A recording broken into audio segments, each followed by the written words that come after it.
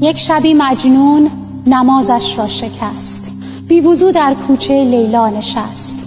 عشق آن شب مستش کرده بود، فارغ از جام الستش کرده بود.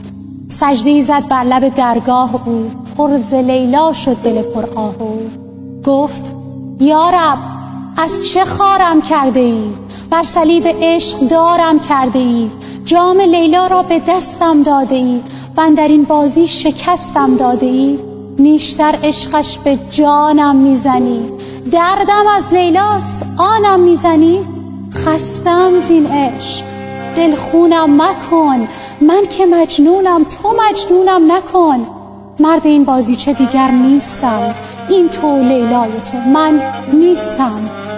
گفت ای دیوان لیلایت منم، گفت ای دیوان لیلایت منم، در رگ پنهان و پیدایت منم. سالها با جور لیلا ساختی، من کنارت بودم و نشناختی. عشق لیلا در دلت انداختم، صد قمار عشق یک جا باختم. کردمت آواره صحرا نشد، گفتم عاقل می‌شوی اما نشد. سوختم در حسرت یک یاربت، غیر لیلا بر نیامد از لبت. روز و شب او را صدا کردی ولی دیدم امشب با من گفتم ولی. مطمئن بودم به من سر میزنی، در حریم خانم در میزنی.